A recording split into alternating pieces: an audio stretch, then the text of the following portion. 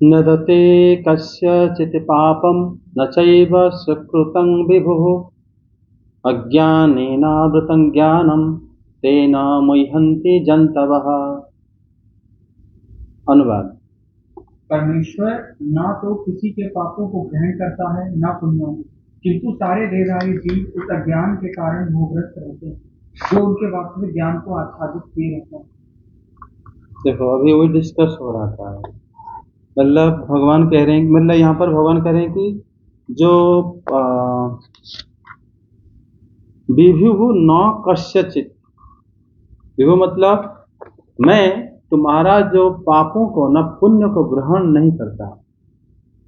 अविद्या द्वारा जीव का जो स्वाभाविक ज्ञान आच्छादित है उसी से समस्त जीव मोहित रहते हैं। अविद्या से लोग कर्म करते हैं, किसी को पसंद करते हैं, किसी को गाली देते हैं, कोई शत्रु होता है, कोई मित्र होता है, कर्म उसी से चलता है, अविद्या से। अविद्या आ जाएगा तो कर्म ही बंद हो जाएगा पहले। तो पहले वो बताते हैं जिस कारण से ईश्वर अच्छे और बुरे कर्म को प्रवर्तक, हम कहते हैं ना भगवान कराए हैं ये सारा काम, हम तो कुछ नहीं कर रहे हैं, भगवान की इच्छा के बिना तो पत्ता नहीं इनका, थोड़ी मैंने कुछ करा है, वो तो उन्होंने करा है। इसके ऊपर क्या तर्क दोगे?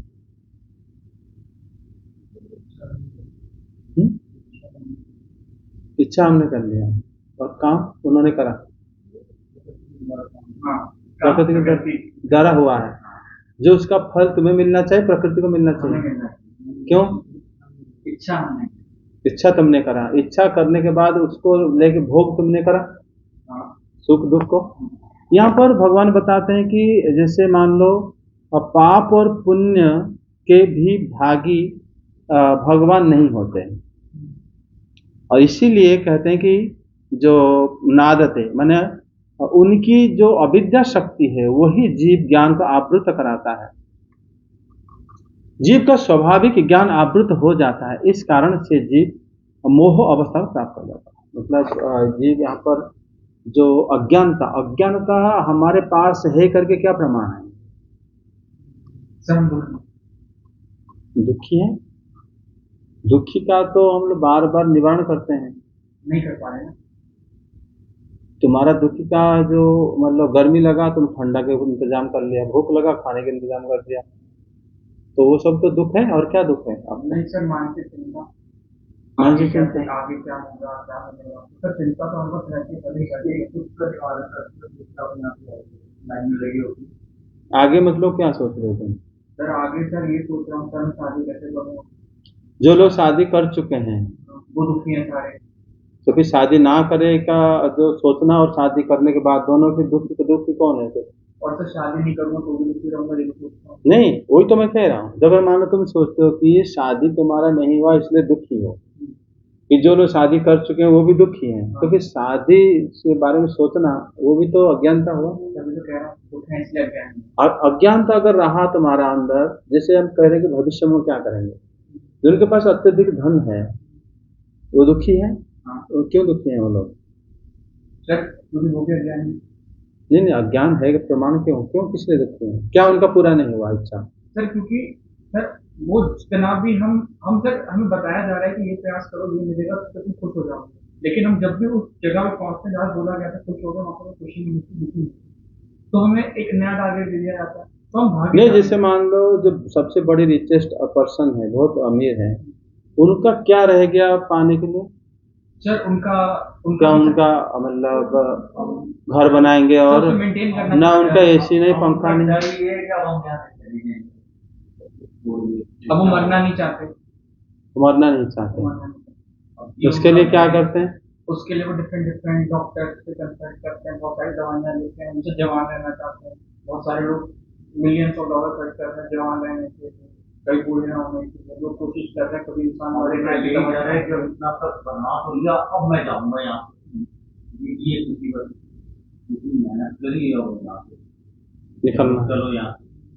नहीं, वो तो उसको भूलने के लिए एंटरटेन करते हैं वो लोग, उसको तो कभी याद नहीं करते वो लोग कि हम मर जाएंगे। अमीर आदमी लोग उसके लिए तो उनके मतलब बहुत लोग रखते हैं, नौकर चाकर, बहुत बड़ा जगह में घूमते रहते हैं ताकि इस चीज को भूल जाएं कि वो कभी मरेंगे, लेकिन उसके बावजूद भी वो दुखी रहते हैं। उनके प्रतिद्वंदी के बारे में सोच के दुखी हो जाते हैं। कंपटीशन मेंटेन करना है, मेंटेन हाँ। करने में रहते हैं। जो देहात्म बुद्धि के कारण जीव जो है मोहवशत अपनी कर्ता जो कर्म कर्ता का अभिमान करता है, भागवत में विषय में कहा गया है। चित्रकूट महाराज के जो मृतक पुत्र को जो उन्होंने दुखी हुआ था, श्री नारद उनको मतलब उपदेश दे रहे थे कि आत्मा सुख दुख अथवा कर्म फल से प्राप्त राज्य इत्यादि कुछ भी ग्रहण नहीं करता, वो कारण और कार्य का साक्षी है और परतंत्र न होकर उदासीन के भांति अवस्था को साक्षी रहता है। वो श्री नारद जी कह रहे हैं कि आत्मा जो है वो राज्य आदि ग्रहण नहीं करता। चित्रकेतु राजा थे जो अपने पुत्र का मृत्यु के समय वो दुखी हुए थे, तो उस समय श्री नारद आके उनको उपदेश प्रदान करते। और वो जब करें आत्मा कोई भी राज्य ग्रहण नहीं करता। जैसे आत्मा कभी भी किसी भी प्रकार की शादी नहीं कर पाता। वो एक हमारा क्या होता है ना, भ्रम होता है। जैसे हम क्या करते हैं ना, अज्ञान के बस सुख दुख कर्म फल ये सब हम ग्रहण करते हैं, अज्ञान के कारण ग्रहण करते हैं। आप भूखे हो ये अज्ञानता है। आप मतलब जैसे आप सुख प्राप्त कर रहे हो ये भी अज्ञानता है। आपको किसी ने गाली दे के आपको दुखी करा दिया ये भी अज्ञानता है।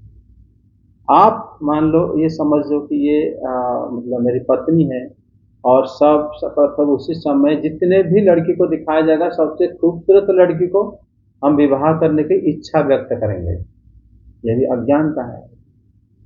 क्योंकि बाद में वास्तव में हम लोग जिसको देख रहे हैं वो उसका रूप है भी कि नहीं, एक प्रश्न है। क्योंकि सारे रूप तो एक तत्व में बना है, फिर भी कोई हमें एक पसंद आता है, कोई पसंद नहीं आता। हमारी पसंद नापसंद जो है वो अज्ञानता है और कुछ नहीं हुआ। समझे? हमें जिस हमारे पहली बात तो हम अपना स्वरूप को खुद ठीक नहीं रख पाते हैं, और अपना स्वरूप जो हमें दिखता है ये तो एक भ्रम है, लाइट का और वस्तु का भेद की वजह से हमें दिखता है। अगर सारे अंधेरा हो जाएगा और आपको उसी के अंदर रहना पड़ेगा तो आपको क्या पता चलेगा कि गोरा है कि काला है, गोरी है कि काली है, कैसे पता चलेगा? कुछ पता नहीं चलेगा। उसी में अगर रोशनी, अगर सूर्य नहीं होता है, अगर आपकी आंखें नहीं होते या सामने वस्तु नहीं होता तो आपका दृष्टि भी अपूर्ण हो जाता। आप रहोगे लेकिन दृष्टि आपका रहेगा। जो वस्तु आप सुनने में अच्छा लग रहा है, प्रलय समय में सारे ध्वनि हमारे कान के साथ मिल जाता है और कुछ नहीं सुनाई देता। आंखें सारे रूप जगत का हमारे आंखों में प्रवेश कर जाता है, फिर हम कुछ नहीं दिखता। दिखता है जब प्रलय हो जाता है कोई वस्तु को जाकर तुम देख पाओगे? नहीं देख पाओगे। हम होते हैं लेकिन हम कुछ अब अव्यक्त हो जाते हैं, फिर हमें उसी अवस्था को अव्यक्त कहते हैं जबकि हम रहते हैं। लेकिन उसी समय जो अपने आप को श्री कृष्ण में समाहित कर दिया है वो आनंद में रहता है, उसको पता नहीं चलता मैं हूं भी कि नहीं। पहले तो रहता है कि मैं उनको भक्ति करता हूं, मुझे अच्छा लगता है, उसके बाद मैं भी चला जाता है, सिर्फ वही रह जाता है, हमारा परिचय ही नहीं रहता। जब हम भक्ति ही करते रहते हैं उनको तो फिर आनंद अवस्था में रहते हैं। उसी समय कोई है नहीं है, दुनिया है, प्रलय हो गया, हम पता भी नहीं चला। वो अवस्था जो है वो अवस्था हमें वो अवस्था को हम प्राप्त करने के लिए कोशिश करना चाहिए। वही नित्य अवस्था हमारा, वही हमारा मुक्त अवस्था, वही हमारा स्वरूप अवस्था है, आनंद रहना। लेकिन हम अपने शरीर को ठीक करने के लिए दिन रात एक कर देते हैं, जबकि शरीर हमारा है ही नहीं। हमारा है, हमें मिला है इस शरीर में भगवत तत्व को साधन करने के लिए। इसके अलावा अगर हम शरीर के थ्रू हम कुछ और चाहते हैं, वो हमारा अज्ञानता है। शरीर में हमारा रूप कैसा भी हो, खराब हो, कोई बात नहीं, सुनते हैं, हम आंखों में भागवतम भगवत गीता के श्लोक देखे हैं और हम उनको ध्यान करते हैं, मंत्र मिल गया, पूर्ण हो गया शरीर हमारा, ठीक है। शरीर का तुमने यूज कर लिया, पैरों में कभी परिक्रमा करें भगवान की विग्रह की, कानों में भक्त की बांस भगवान की कथा सुन ले, आंखों में कभी हम धाम वगैरह दर्शन करें या तो भगवान की लीला को सोचते सोचते हम उनको देखने लगे, मुंह में उनके प्रसाद ले लिए, हाथों में उनकी मंदिर साफ वगैरह करके मनुष्य जीवन सार्थक हो गया। इसको छोड़ के आपने शरीर को मतलब अच्छे से स्वस्थ रखा, मेडिकल गए, अच्छा खाना मार्केट जाके खरीद के लाए। बहुत लोग देखोगे आप यूट्यूब में देखोगे, हिमालय में ये बाबा 500 साल में जिंदा हैं, कहाँ पर हैं, नए कैसे जगह में है जहाँ कोई जा नहीं सकता, वो जिंदा रह करेंगे क्या? वो जिंदा अपनी इच्छा की वजह से वो जिंदा रहना चाहते हैं, तो सोचते हैं कि हम मरने के बाद हम खत्म हो जाएंगे। ये इच्छा भी तो अज्ञानता है। तो बाबा किस लिए जिंदा रहना चाहते हैं, क्या कारण है बताओ? तुम्हें तो मुक्त होना इच्छा रखना चाहिए कि हम मुक्त हो जाएंगे, जिंदा रह के क्या करेंगे आप? जिंदा तो पेड़ों भी जिंदा रहते हैं, उनका योनि स्थायी का है, वो 1000 साल रहते हैं आराम से। लेकिन अज्ञानता वो भी है, अज्ञानता वो भी है कि हम खोज करेंगे, ऐसा जड़ी बूटी हिमालय में मिलता है, लोग बहुत मतलब अच्छे से सुनते हैं, मिलियन व्यूज आते हैं, ऐसे मिलता है, अगर हम खाएंगे, उसका प्रमाण है लक्ष्मण जी जिंदा हो गए, अगर हम खाएंगे हम जवान हो जाएंगे और इसलिए हम वहाँ पर जाना चाहिए और वहाँ पर रहना चाहिए।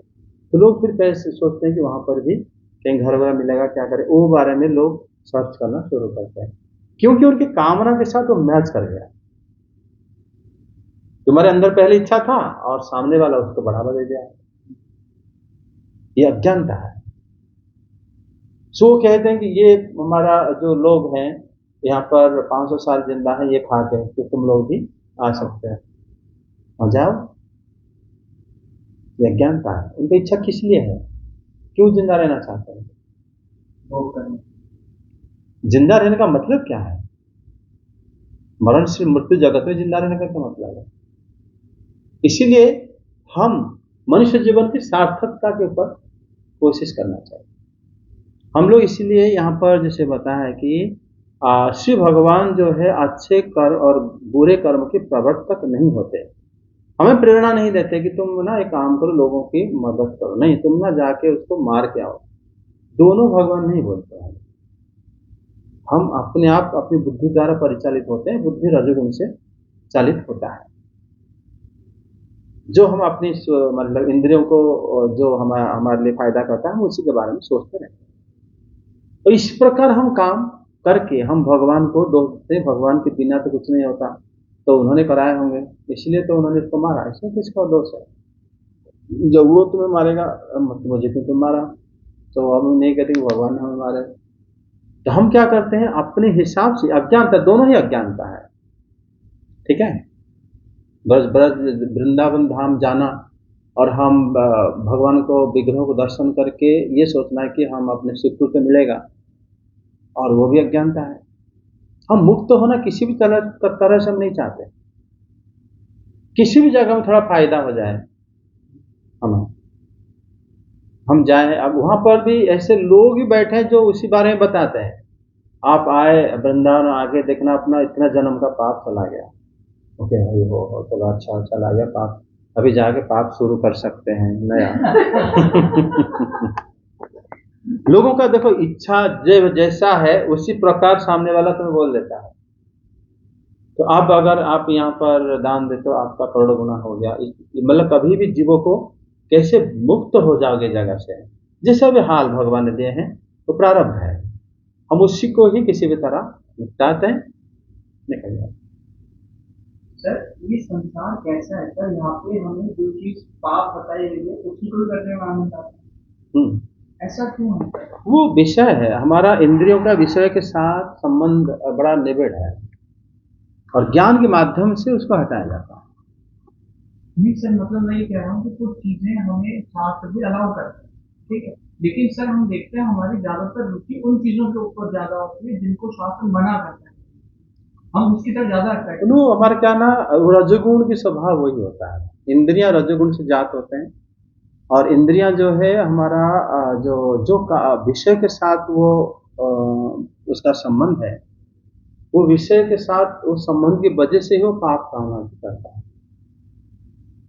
समझा? कामना पहले से है, काम ऐसे क्रोध ऐसे रजगुण सदुप तमोद भव भगवान बताए, ये रजगुण से ही जात होते हैं। और रजगुण हमारे हृदय से हमें बंधन में डाल देता है, और हम इसीलिए सत्संग आदि करके उसे वहां से उद्धार होना चाहिए। समझे? इसलिए शास्त्र में देखोगे अवैध स्त्री संग मना किया गया है, द्यूत करना मना किया गया है, पानन करना मना किया गया है, लेकिन ये सब करने में और द्यूत में पान सुना, हिंसा करना मना किया गया है। मतलब ऐसा लगता है कि मजा आएगा। हाँ, मतलब उसमें क्या होता है ना, हमारा जो वो अज्ञानता है ना, अज्ञानता के वजह से वैध स्त्री संग जो है शास्त्र में मना ना करके अवैध स्त्री संग कहा गया है। जो एक आदमी जो विवाह कर जाता है, विवाह करने के बाद वो अपनी पत्नी के संग कुछ दिन बाद अपनत्व आ जाता है कि मेरी पत्नी है। अपनत्व जब आ जाता है वहां पर फिर वो संबंध स्थापित नहीं हो पाता, धीरे कम हो जाता है। जब पर भावना रहता है, ये पर स्त्री है, तब तक हमारी भोग लालसा रहता है। जब तो अपना हो जाता है फिर भोग लालसा खत्म हो जाता है। फिर वो व्यक्ति फिर कोशिश करता है कि दूसरे पर स्त्री को मतलब प्रति अपना कुदृष्टि डालता है, उसी को शास्त्र मना करता है। जब हम अपने घर में रहते हैं उसी समय जब बहुत दिन हो जाता है तो उसी समय हमारा पत्नी के प्रति वो आसक्त नहीं रहता जो शादी से पहले रहता था, जिसको कहते हैं दैहिक आकर्षण नहीं रहता। उसके प्रति उसका उल्टा हम चाहते हैं आत्मिक विकास कैसे हो, ये मेरे अपने हैं, उनको कैसे मतलब ध्यान जाप कैसे करना चाहिए, कैसे, इस बारे में हम लोग उनमें अपने एक साथी की तरह उसको व्यवहार करते हैं। लेकिन उस टाइम पत्नी का जो भाव था वो धीरे धीरे कम हो जाता है, ठीक है नहीं? घर में हम लोग सब साथ मिलकर रहते हैं, उस टाइम हमें अपनी बहन रहती है हमारे साथ, अपनी मम्मी रहती है, अपनी बेटी रहती, सब लोग रहते हैं। लेकिन जब दूसरे की घर की कोई लड़की को हम देखें उसके प्रति हम आकृष्ट होते हैं, क्योंकि पर है, आप मतलब उसके प्रति हम भोग बाल मतलब लालसा रखते हैं, तो पर स्त्री हो गया। लेकिन जब फिर अपनी स्त्रियों के प्रति फिर हमें लालसा नहीं होता नहीं, क्योंकि अपना जो भाव, जैसे साधु होता है सबका अपना समझता है, इसलिए वो किसी के साथ वो मतलब खराब संबंध बात को दृष्टि डाल ही नहीं पाता। लेकिन जब वो दृष्टि नहीं रहता तब फिर हम क्या करते हैं ना, वो दृष्टि जब नहीं रहता तब फिर हम बताया गया है कि तुम अवैधिक स्त्री संग मत करो, अभी तुम साधना कर रहे हो। तो फिर धीरे धीरे साधना करते करते ये दृष्टि आ जाएगा कि सब लोग मेरे अपने हैं, तो फिर वो भाव नहीं रहेगा। समझे?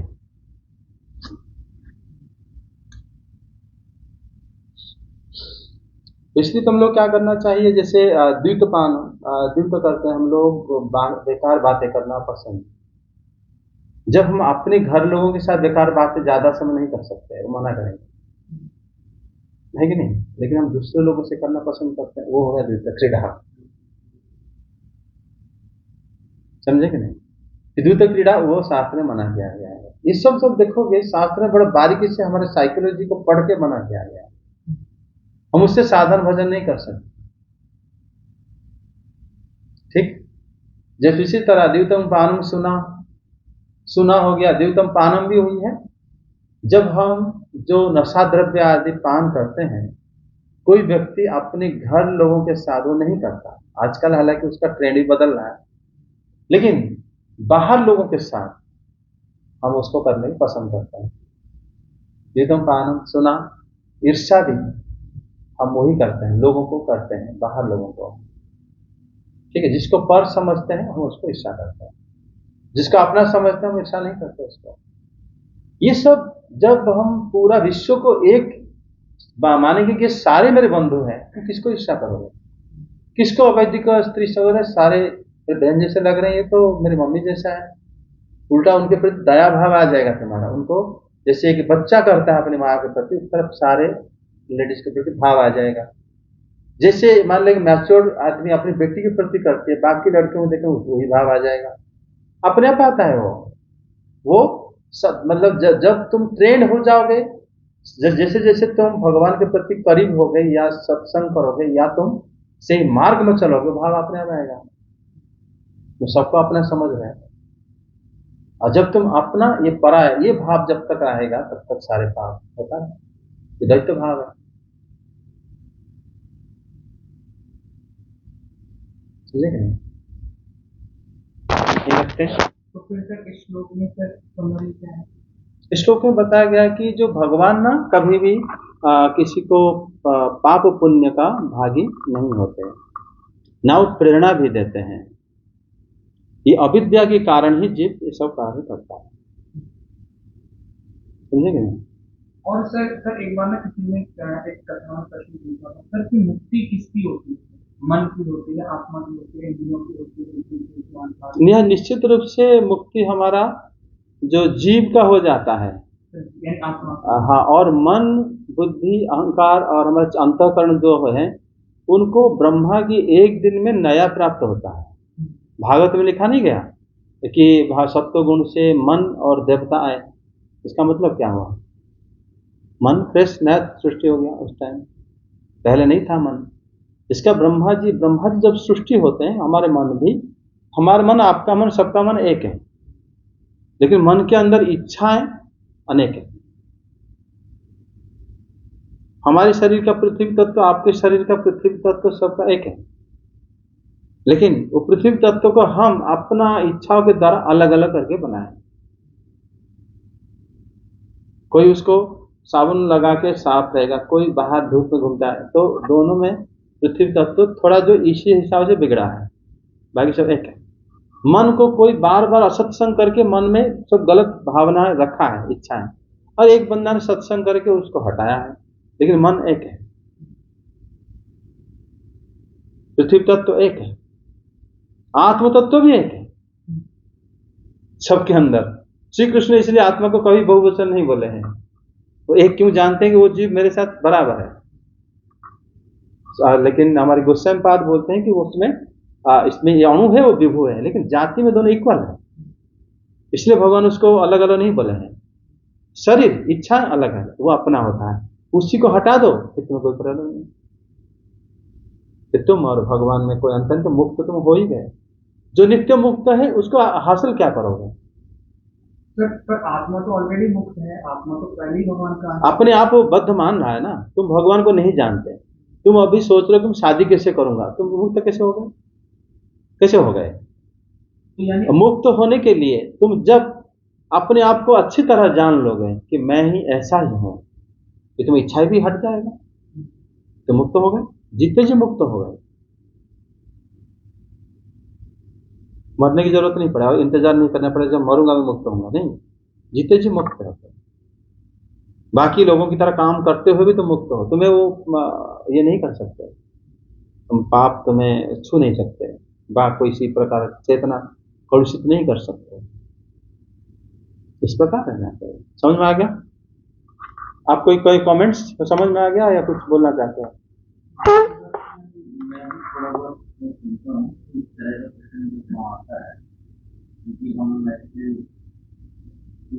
ऐसा हम क्यों करते हैं, हमारा मन या हमारी बुद्धि गलत काम को अट्रैक्ट होती है, तो संत महात्मा जो है ये आंसर देते हैं। बहुत सारे जन्म लेते हैं, अनंत जन्मों से यही सब काम करते चले जाते, इसलिए वो इस जन्म में भी बुद्धि वही मन नहीं जाता है। उन्होंने ये भी चीजें रोकेंगे तो बात वही आ जाती है, नाम सत्संग से जाता है। हाँ, नाम जब धीरे धीरे हमारा श्रद्धा उत्पन्न होता है, फिर अपने आप अगर इस जन्म में अगर हट गया तो सब जन्म, सारे जन्म के लिए हट गया।